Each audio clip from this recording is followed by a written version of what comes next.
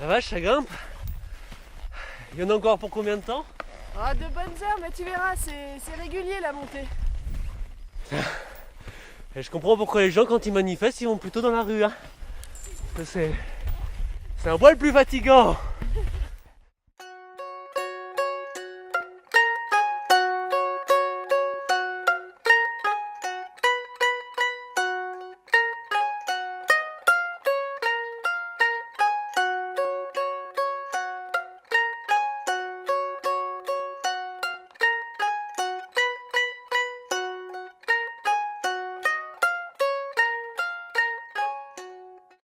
Alors on vient de monter pendant 2 heures, 2 heures et demie, faire 1000 mètres de dénivelé pour se retrouver au sommet de la tête de Fouron. Qu'est-ce qu'on fait là exactement? Eh bien, écoute, on est en train de se battre contre l'implantation de 2 lignes à 225 000 volts par RTE qui veut nous imposer ça dans la vallée.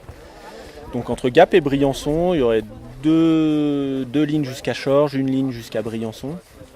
Donc 225 000 volts, c'est des grands pylônes. Ça représente une vingtaine de mètres de haut, 40 mètres de déforestation en largeur. Et donc ce projet a été proposé par RTE en 2008.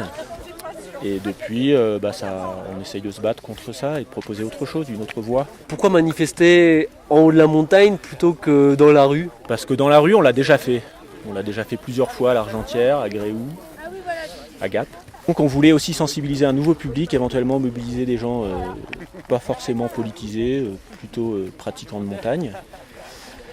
On voulait surtout donner idée aussi à d'autres pratiquants de la montagne qui seront touchés par ces lignes, à savoir parapente notamment, escalade aussi, et d'autres, plein d'autres qui peuvent se sentir touchés. Et que ça paraît paradoxal quand même d'envoyer une énorme ligne dans cette vallée, alors que depuis 10 ans, tout est basé sur ce tourisme nature. On n'est pas là non plus pour être agréable. Donc ce qui est actuellement en cause, c'est l'avenir des Hautes-Alpes, l'avenir du nord des Hautes-Alpes. Il y a des possibilités de pouvoir à la fois consommer justement l'électricité et intégrer les lignes à haute tension.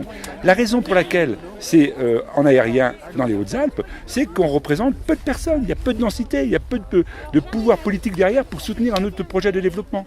Donc les nuisances provoquées par ces lignes à très haute tension, si elles se faisaient, elles sont bien au-delà du paysage, elles sont bien au-delà de la protection de l'environnement. C'est l'économie des Hautes-Alpes. Je cite Philippe Lamour, puisqu'on est juste en face au Queyras, ici, à la tête de Fouron, qui disait « Le capital économique des Hautes-Alpes, c'est son paysage ». Et là, on s'investit, on s'ingénie à détruire le paysage, alors qu'il y a des possibilités de faire autre chose et autrement. Donc les autres possibilités, c'est d'adapter la consommation sous forme de sobriété énergétique avec le potentiel de distribution d'électricité, et d'autre part, de concevoir un projet d'enfouissement qui puisse servir à autre chose. Et bien entendu que l'enfouissement ne sera pas là où nous sommes aujourd'hui à la tête de Fouron. Il se fera dans la vallée, le long des couloirs de nuisances existants, les routes nationales, la voie ferrée, le lac, que sais-je.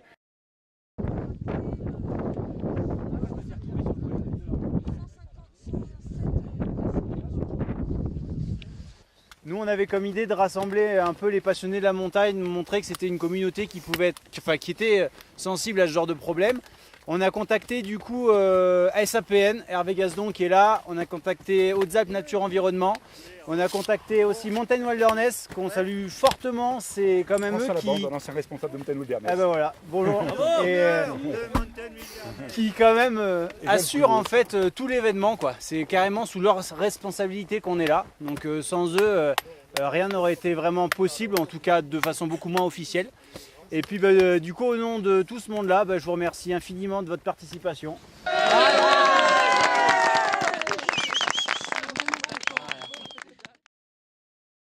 Je trouve que c'est un succès parce que rassembler 80 personnes là-haut et un certain nombre d'autres en bas pour soutenir cette manifestation, c'est rassembler autant de gens dans si peu de temps, c'est tout à fait remarquable. Ça prouve qu'il y a un mouvement d'opinion véritable parmi les montagnards pour s'opposer à ce projet-là. Il y a deux problèmes. Il y a déjà le projet en lui-même qui est contestable parce qu'il s'appuie sur des suppositions d'augmentation de besoins d'énergie qu'on peut tout à fait... Là, on peut trouver un schéma alternatif. Les besoins en énergie doivent être réduits. Et d'ailleurs, c'est complètement contradictoire ce projet avec la position du Conseil régional PACA qui veut réduire les besoins en énergie. Les lignes aériennes à très haute tension vont complètement à l'encontre d'un certain développement touristique qu'on peut appeler un développement doux, qui est le propre des Hautes-Alpes.